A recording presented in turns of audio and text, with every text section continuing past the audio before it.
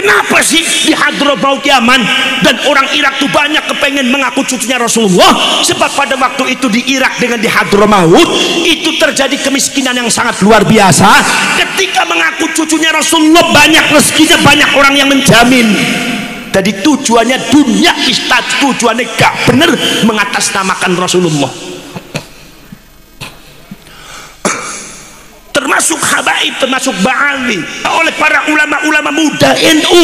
Itu masalah bab yang nasab dan sejarah itu bukan sekadar 1-2 judul kitab, tapi yang sudah diteliti itu 280 judul kitab. Semakin banyak kitab, semakin ketahuan bobrok daripada pemalsuan nasabnya kaum habaib dan ba'ali.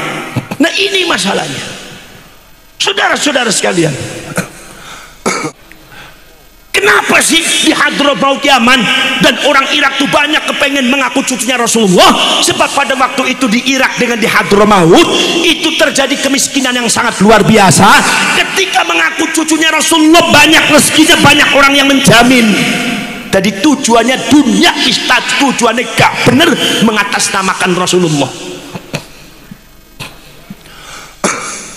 Termasuk habaib, termasuk ba'ali, sesuai dengan apa yang diceritakan oleh riwayat orang-orang Yaman dari Banul Ahdal dan Banul Qudaimi. Yang kedua suku itu juga sama-sama tadinya ingin memalsukan nasab atas nama Rasulullah, tapi nggak jadi. Banul Ahdal, Banul Qudaimi ini adalah kedua suku yang terakhir kali menemani Said Ahmad. Bersama Said Ahmad pindah dari Irak menuju ke Irak Selatan. Banul Ahdal, Banul Qudaimi termasuk sukunya Said Ahmad. Golongannya Said Ahmad disebutnya Alawiyun.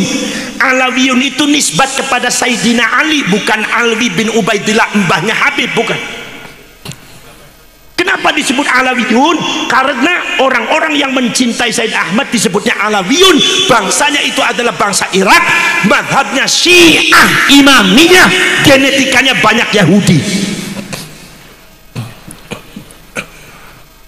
Begitu berjalan dengan Banul Ahdal, Banul Qudaimi, kesaksian Banul Ahdal, Banul Qudaimi itu sama dengan para sejarawan yang bercerita tentang masalah Said Ahmad. Apa?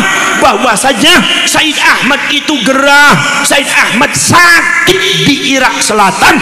Begitu sakit di Irak Selatan, beliau meninggal di Irak Selatan dan dikuburkan di Irak Selatan.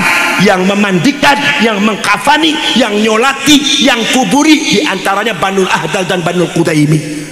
Dikuburnya di daerah Nejef, Irak Selatan. Nejef.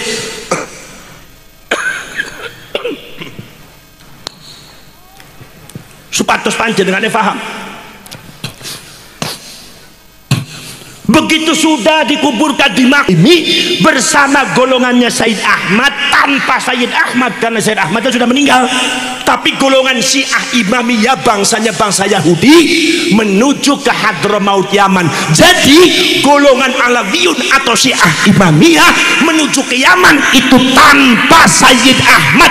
Makanya sejarawan mengatakan Said Ahmad tidak pernah pindah ke Hadramaut, tidak pernah pindah ke Yaman karena meninggal di daerah Nejef.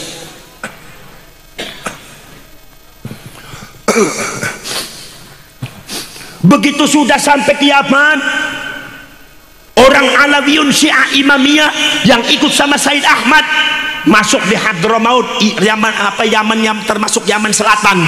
Kemudian saudara-saudara sekalian, kemudian yang lainnya di antaranya Banul Ahdal di kota Son'a, kemudian Banul Qudaimiyah di bagian Yaman Selatan yang lainnya. Menurut ceritanya Banul Ahdal seperti ini di dalam sejarahnya. Ketika Banul Ahdal itu datang ke Hadramaut, main-main ke Hadramaut, lagi bisnis jualan sesuatu ke Hadramaut, itu ternyata di Hadramaut sedang ribut geger. Geger apa? Katanya ada Said Ahmad punya anak Ubaidillah, dan ternyata muhibbinnya sudah ribuan orang mengaku cucunya Rasulullah. Banul Ahdal kaget luar biasa karena Said Ahmad sudah meninggal. Begitu dilihat, subhanallah, yang mengaku dirinya Said Ahmad keluar itu disembah-sembah, disanjung-sanjung, dijunjung-junjung, kakinya dicium. Anak keturunannya yang namanya Ubaidillah dan anak keturunannya keluarganya yang framing, mendoktrin bahwa kita adalah cucunya Rasulullah, kalian tidak akan masuk surga kecuali dengan syafaat kita, kecuali dengan izin kita, karena kita adalah cucunya Rasulullah. Orang Hadramaut ribuan terdoktrin, buta semuanya akhirnya.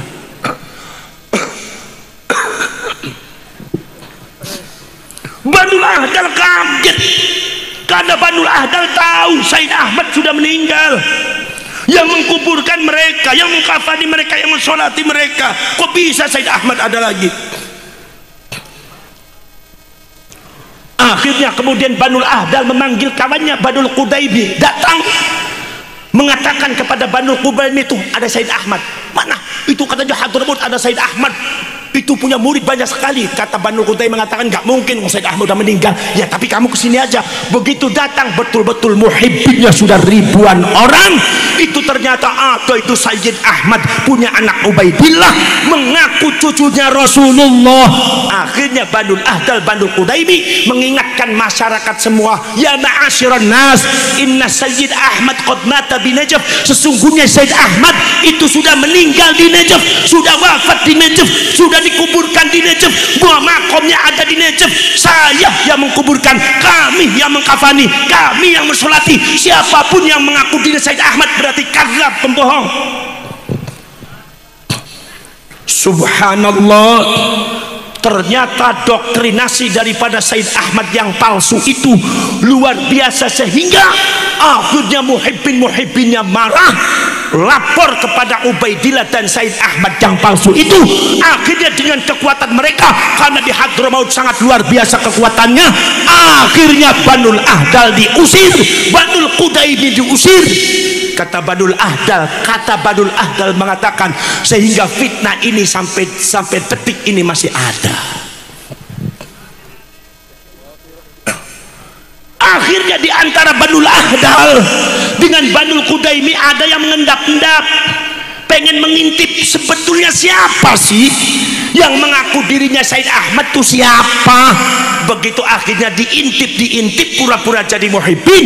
Begitu keluar yang mengaku Said Ahmad, memang orangnya gagah, memang orangnya ganteng, irungnya panjang, jenggotnya bagus.